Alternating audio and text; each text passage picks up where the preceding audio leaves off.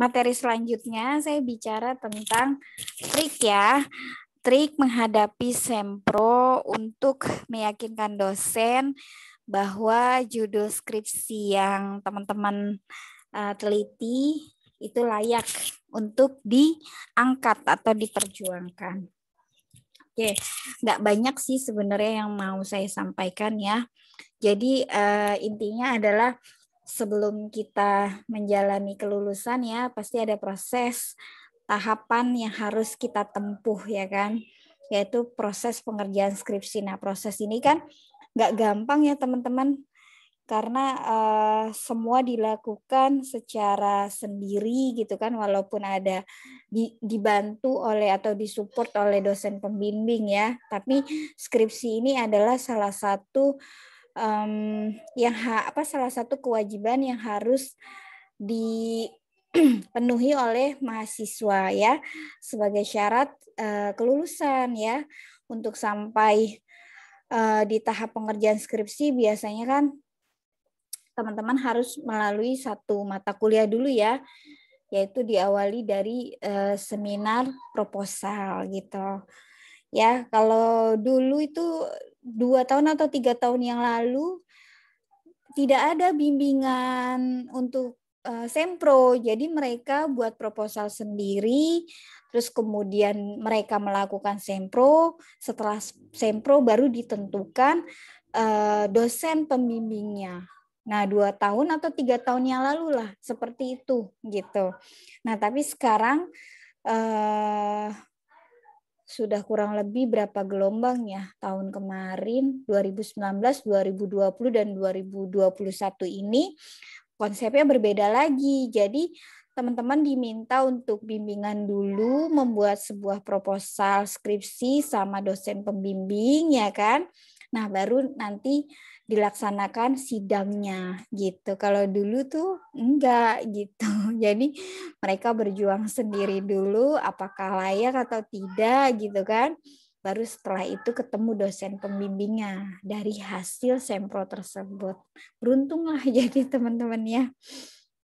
Oke, jadi seminar proposal ini adalah mata kuliah di mana mahasiswa diwajibkan untuk membuat rencana penelitian yang nantinya digunakan sebagai judul skripsi ya. Nah, sama halnya dengan skripsi, Sempro juga mengharuskan mahasiswa untuk tampil presentasi. Nah, bedanya yang dipresentasikan adalah rencana penelitian. Ya, rencana penelitian makanya baru disusun bab 1, 2 dan 3 saja. Ya, gitu. Nah, terus kemudian walaupun itu hanya sebatas rencana penelitian, setidaknya adalah seminar proposal skripsi atau penelitian harus diusahakan dengan maksimal ya. Karena itu adalah menentukan layak atau tidaknya, diterima atau tidaknya judul kalian nanti gitu loh. Makanya ini patut diperjuangkan seperti yang tadi di awal saya jelaskan kepada teman-teman semua. Oke, nah apa aja nih yang perlu kita lakukan pada saat sempro nanti gitu kan, sebelum dan sempro ya. Jadi poin pertama adalah jangan menganggap remeh ya bahwa sempro itu penting. Karena apa? Untuk memastikan kalian siap untuk membuat skripsi atau menyusun skripsi. Nah, jadi ya jangan tegang, relax aja ya. Yang penting teman-teman sudah prepare atau sudah menyiapkan ya semuanya. Jadi sebelum sidang nanti sudah melakukan persiapan. Jadi kalau bahasa kerennya itu adalah preparation is the key. Nah, jadi persiapan itu adalah kunci utamanya. Maksudnya begitu ya. Nah, jadi segala sesuatu yang disiapkan pasti akan berbuah manis, betul kan? Akan menghasilkan baik buat teman-teman, betul kan? Jadi kita ngikutin prosesnya nih, kita susun ya kan, bagaimana mengumpulkan data, menyusun kata demi kata. Nah, itu adalah sebuah prosesnya teman-teman. Nah, insya Allah prosesnya itu nantinya akan menghasilkan kebaikan. Nah, akan berbuah manis. Nah, itu maksudnya. Preparation is the key ya. Nah, yang kedua itu tadi tahapan yang pertama. Yang kedua adalah teman-teman setelah menyusun skripsi, walaupun sudah saya menyatakan bahwa oke, siapkan daftar sempro dan lain sebagainya, artinya itu proposal jangan didiemin aja, tapi dibaca dan dipahami juga gitu ya. Dibaca dan dipahami, jangan sampai kalian nggak paham sama isinya gitu. Nah, jadi nanti pada saat sidang kalian udah siap. Artinya apa? Kalian udah ngelotok tuh sama bab 1 apa aja, bab 2, bab 3 isinya apa aja dan seterusnya. Bahkan yang lebih kerennya lagi pada saat kalian ditanya apa, kalian tahu juga itu ada di halaman sekian-sekian. Gitu. Nah, itu makanya selesai sudah di-approve atau di-ACC sama saya, artinya jangan ditutup begitu saja ya proposalnya, tapi dibaca lalu dipahami ya. Setiap kata demi katanya, setiap subbabnya ya kan dan seterusnya. Oke. Nah, jadi hal yang terpenting adalah sampaikan mengenai topik yang kalian angkat. Topik skripsinya teman-teman, judulnya teman-teman atau temanya gitu kan. Pastikan topik yang teman-teman angkat itu belum pernah diteliti oleh orang lain. Oke, makanya itu yang saya pastikan ya kan, yang saya keraskan sama teman-teman adalah seperti itu. Nah, terus kemudian teman-teman buat ya meyakinkan dosen bahwa topik yang teman-teman angkat itu adalah otentik dan layak untuk diteliti. Jadi artinya nanti pada saat teman-teman ditanya kenapa memakai tema ini, nah silakan teman-teman jelaskan gitu bahwa tema ini adalah layak. Nah, berikan data otentiknya. Gitu. Kenapa dibilang layak? Versinya layak masing-masing manusia itu kan berbeda-beda ya kan? Masing-masing penguji menganggap bahwa ini adalah layak karena A, B, C, D, E tadi alasannya, landasannya gitu kan. Terus belum tentu penguji yang lain menyatakan hal seperti itu. Nah, makanya di sini perlu atau pentingnya bahwa teman-teman menguatkan itu bahwa tema yang kalian ambil ya kan bahwa itu adalah layak dan memiliki data otentik yang tepat gitu untuk dilakukan penelitian. Walaupun sudah pernah diteliti ya kan, pastikan lokusnya berbeda. Terus goals di ending tujuan skripsinya teman-teman juga berbeda dan seterusnya gitu ya. Nah, itu tadi adalah poin keduanya. Jadi baca, pahami, terus sehingga kalian mengerti bahwa topik atau tema yang diangkat oleh teman-teman adalah bagus ya kan, layak, terus memiliki data yang otentik. Oke. Selanjutnya yang poin ketiga. Nah, teman-teman menyusun atau membuat slide presentasi yang sederhana tapi efektif. Tadi dengan ilustrasi gambar silahkan ya diimprovisasi aja gitu kan. Atau dibuat sekreatifnya teman-teman lah, tapi jangan rame gitu kan. Jadi ada ilustrasi gambar yang menjelaskan isinya secara visual. Tapi jangan hanya copy paste dari isi proposal ya ke slide PowerPoint gitu ya, dibuat semenarik mungkin lah. Oke. Nah, terus selain topik skripsi, masukkan juga dalam presentasi mengenai alasan kenapa penelitian perlu dilakukan. Tadi fenomena ya. Bagaimana metodenya? Ya, tadi metodenya udah jelas ya. terus kemudian dari mana datanya, makanya disebutkan sumbernya, seperti itu ya. Terus hasilnya nanti seperti apa, goals-nya tadi ya. Di model konseptual kan tuh ada tuh di anak panah yang terakhir setelah hambatan sama upaya ya, goals-nya atau tujuannya, hasil dari penelitian tersebut. Nah, terus manfaatnya apa kalau misalkan teman-teman meneliti atau mengangkat topik tersebut? Nah, usahakan semua poin itu ya yang tadi saya sebutkan tadi, jelaskan dengan gamblang. Oke, dan pastikan presentasi yang kalian berikan ya nggak lebih dari 10 menit. Nah, makanya jangan terlalu banyak kata-kata atau teori. Itu. Jadi slide PowerPoint itu dapat menggambarkan atau mencerminkan bahwa kita tahu isi dari skripsinya teman-teman, isinya dari tulisan teman-teman gitu. Makanya dibuat ilustrasi berupa gambar ya kan atau apa dan seterusnya. Gitu, itu salah satu penilaian juga soalnya. Ya. Oke, tadi udah berapa poin yang saya sebutkan ya? Pertama kan tadi apa namanya? Lupa saya. Pertama apa tadi ya? Oh ya, persiapan. Preparation is the key ya kan? Yang kedua, baca dan pahami. Yang ketiga, menyusun slide presentasi ya. Oke. Yang keempat adalah kuasai urgensi penelitian serta masalah yang kamu ajukan, yang kalian ajukan. Poin krusial ini nantinya akan diulas paling banyak. Kenapa gitu kan? Kayak gimana sih maksudnya? Maksudnya gini.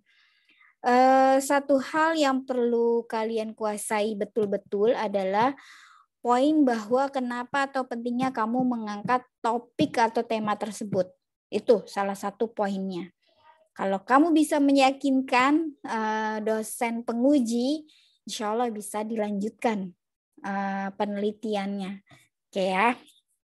Nah, kalau dasar dan alasannya kuat, ya yang tadi saya bilang niscaya ya sempro bakalan lancar jaya, dan dosen pun nggak segan-segan untuk meng-ACC topik skripsi yang kalian angkat nantinya.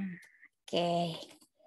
Nah, jadi berikan alasan tadi, argumentasi yang jelas dengan data otentik, ya kan, dengan gamblang, terus kemudian dengan ya tadi yang saya sudah sampaikan ya, dengan jelas dan seterusnya. Oke, ya. Jadi itu poin-poin terpentingnya ya, bahwa penelitian kamu adalah layak tadi. Oke. Nah, poin selanjutnya ya, atau yang kelima ya, nggak bisa, misalkan gini, teman-teman nggak bisa jawab pertanyaan dosen ya. Buat saya sih itu adalah hal wajar ya, tapi ya ketika teman-teman nggak bisa jawab, nanti ada nanti dosen tersebut akan memberikan suatu masukan. Maksudnya adalah bukan kritik sih ya, tapi inputan buat koreksi dari proposalnya teman-teman ya. Nah, tapi itu jangan dianggap remeh ya. Biasanya kan kalau udah kita udah terus dosen pengujinya udah bilang ya udah gitu kan. Nah, tapi jangan dianggap remeh ya. Lebih baik teman-teman siapkan pertanyaan yang mungkin ditanyakan dosen. Nah, biasanya seputar pertanyaannya ya. Kalau untuk penelitian kuantitatif bicaranya nanti seputar hipotesis ya, metode penelitian, terus kesiapan datanya bagaimana, kesiapan software yang nanti digunakan apa, terus hasil yang diharapkan apa, terus manfaat penelitiannya apa. Nah, udah fokus di situ aja. Nah, kalau kualitatif sama ya. Tujuannya nanti apa gitu kan. Terus metode penelitiannya apa. Terus cara mendapatkan dokumen datanya tadi bagaimana? Terus apa aja yang perlu disiapkan sebelum kamu memperoleh data? Tadi ada pedoman wawancara gitu kan. Nah, kalau yang kuantitatif kuesioner ya kan, seperti itu. Nah, terus hasilnya nanti bagaimana gitu kan? Yang diharapkan seperti apa? Ya, terus manfaatnya bagaimana? Bisa memang buat, kan kalau manfaat penelitian itu ada 3 kan, aspek apa aja tuh? Akademik, ya kan? Terus kebijakan sama praktis. Nah, bisa nggak itu kamu buktikan gitu dari manfaat penelitian itu gitu. Ya udah fokus di situ aja. Ya, itu pertanyaan-pertanyaan biasa yang timbul ya pada saat itu. Biasanya mahasiswa itu ditanya itu ngeblank gitu kan. Apa ya? Hipotesis. Apa hipotesis saya? Nah, kalau tadi yang saya contohin kan hipotesisnya ada H1, H2, H3, H4 ya kan. Nah, datanya bagaimana? Ya tadi ada penyebaran kuesioner dari responden yang nantinya di data tersebut dibuat dulu tabulasinya gitu kan, tabulasi datanya sehingga menghasilkan apa tadi kan macam-macam. Ada variabel uji normalitas ya kan, uji multiko ya kan, dan seterusnya gitu. Nah, itu adalah uji validitas dan seterusnya. Nah, itu adalah bicaranya kesiapan datanya. Ya kan? Software yang kamu gunakan bisa SPSS versinya berapa? Apa versi 22, versi 24 dan seterusnya. Gitu. Nah, itu kesiapan-kesiapannya. Nanti ditanya bagaimana ngolah datanya setelah kuesioner udah Anda terima gitu kan? Ya dibuat data tabulasinya menggunakan software misalkan gitu jawabnya. Jadi benar tertata ya kan, tertata dengan rapi, tersusun dengan baik gitu sehingga tidak ada kalimat yang diragukan oleh penguji seperti itu. Ya, jadi mohon disiapkan itu nanti ya poin-poin tertentunya. Oke, nah tadi ya itu bicara kalau kita tidak bisa menjawab sebuah pertanyaan dari dosen penguji. Nah selanjutnya misalkan nih pada saat membaca proposalnya teman-teman, terus dosen menemukan kekurangan pada proposalnya gitu kan. Usahakan teman-teman berkata jujur ya kan, sampaikan apa adanya. Oke, ini contohnya siapa? Uti ya. Uti masih kesulitan memperoleh data wajib pajak.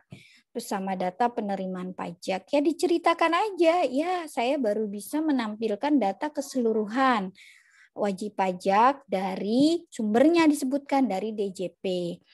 Oke, yang pertama saya sudah melakukan pengajuan, surat pengajuan untuk melakukan penelitian, tapi belum di-approval gitu. Nah, terus kemudian saya baca dari beberapa artikel ya atau jurnal publikasi sehingga saya tampilkan baru data tahun 2016 sampai 2018 misalkan seperti itu gitu. Nah, fokusnya saya adalah mau mengangkat wajib pajak orang pribadi gitu sehingga yang baru data yang ditampilkan ini dan seterusnya gitu. Misalkan ya ceritain aja kenapa kok susah gitu kan, ya karena satu waktunya terlalu mepet ya, secara praktiknya ya secara di lapangan bahwa data itu diperoleh kurang lebih berapa waktu, misalnya 1-2 bulan dari surat yang telah diajukan oleh mahasiswa.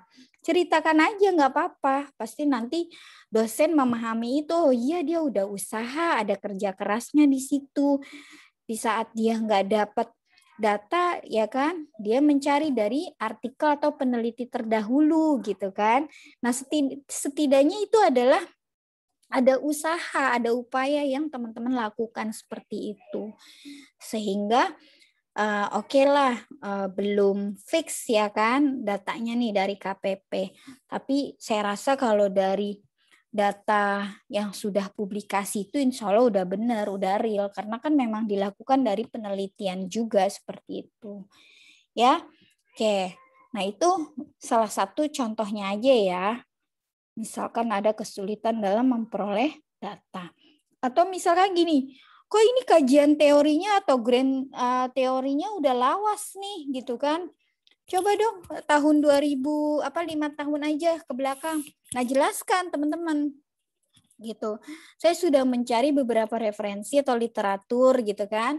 Dari sini dari buku-buku yang saya peroleh gitu kan. Ternyata ini adanya terakhir tahun ini gitu kan. Nah, siap kasih tahu aja yang berjudul bukunya ini gitu. Nah, saya belum melakukan hunting ke toko buku karena kondisi masih pandemi gitu kan, atau memang belum ada waktunya ke sana dan seterusnya.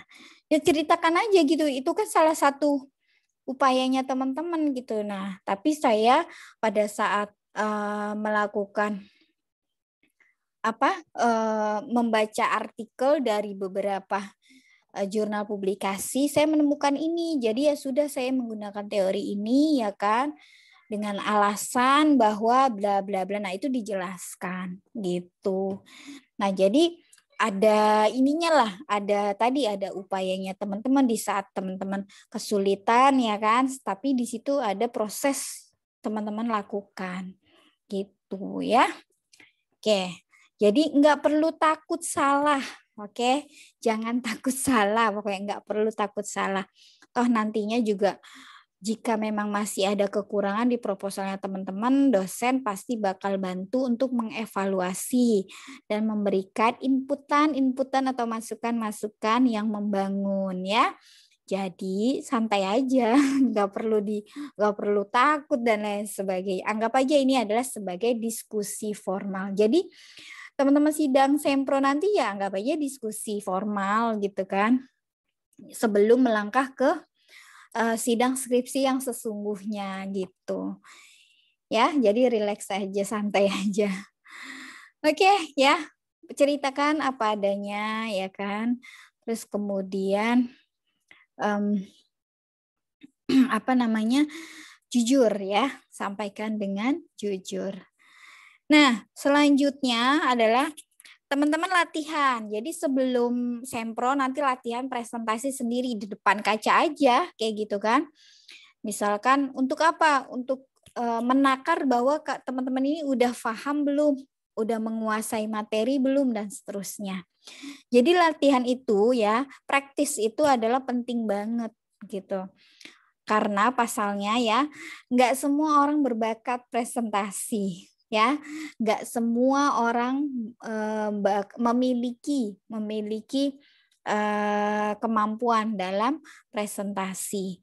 Atau lebih enaknya ya, coba ajak teman ya untuk belajar bersama dan saling koreksi gitu, kekurangannya di mana, atau nanti teman-teman bisa improve dari hasil presentasi teman-temannya gitu dan seterusnya.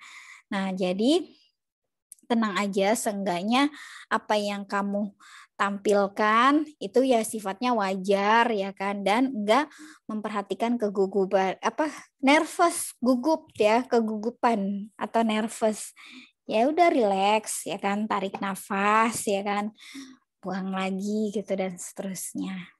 Ya, belajar. Misalnya siapa nih yang dekat ya? Contohnya Bayu sama siapa nih, misalnya sama Wahid ya kan, teman dekat. Ya udah latihan aja presentasi, saling koreksi kurangnya di mana dan seterusnya, misalkan seperti itu ya. Oke, yang selanjutnya, nah ini performance kita kan nanti ujiannya online. Biar kita ujiannya online, sidangnya online, tapi pastikan performance-nya teman-teman itu memberikan kesan yang baik. Jadi pas pertama kali sidang udah ngelihat, wah fresh nih mukanya gitu kan, siap pakai apa kemeja putih, terus dilapisi dengan blazer atau jas gitu kan. Yang cowok misalkan pakai dasi, yang perempuan pakai jilbab misalnya rapi, nggak berantakan dan seterusnya. Jadi itu adalah kesan pertama sih sebenarnya ya pada saat teman-teman mau sidang ya kan, diberi kesempatan dengan secara virtual, tapi kan harus ini juga apa penampilan harus utama juga gitu kan, seperti itu ya berpenampilan sopan dan rapi ya walaupun itu adalah bukan hal yang utama, tapi kan setidaknya kesan pertama yang dilihat adalah wah udah siap nih gitu kan dari performance-nya seperti itu. Oke, yang terakhir ya, jangan lupa presentasikan proposalmu dengan percaya diri. Ya, confidence, comfort gitu kan. Terus kemudian untuk apa? Untuk meyakinkan bahwa judul skripsi kamu ya kan, ya setidaknya diterima atau enggaknya ya urusan nanti. Yang penting kamu sudah maksimal tadi, sudah presentasi dengan baik, percaya diri, terus kamu sudah mempertahankan setiap pertanyaan yang diajukan oleh dosen penguji dengan maksimal ya. Urusan nanti diterima atau enggaknya belakangan. Yang penting adalah percaya diri, itu yang paling penting. Nah, dengan adanya percaya diri maka peluang dosenmu bakal yakin dengan gagasan yang kalian sampaikan ya, maka akan semakin besar peluangnya tadi judulnya untuk di ACC. Ya. Oke, mungkin itu yang bisa saya sampaikan, trik untuk persiapan sempronya ya. Tenang ya, jadi sempro itu nggak seseram yang seperti kalian bayangkan. Tadi bahwa anggap aja adalah diskusi formal ya, berbeda nanti dengan skripsi sesungguhnya ya. Oke, intinya adalah untuk membantu dalam menyiapkan skripsi ya, agar prosesnya nanti lancar dan hasilnya pun baik. Nah, itu tujuan dari diadakannya seminar proposal skripsi. Oke, jadi semangat ya kan, percaya diri, yakin, kita udah ikhtiar, insya Allah pasti hasilnya akan baik. Oke, nah insya Allah semuanya sukses. Ya, mungkin itu yang bisa saya sampaikan untuk tips dan trik menghadapi sidang seminar proposal skripsi. Silakan jika ingin ada yang ditanya.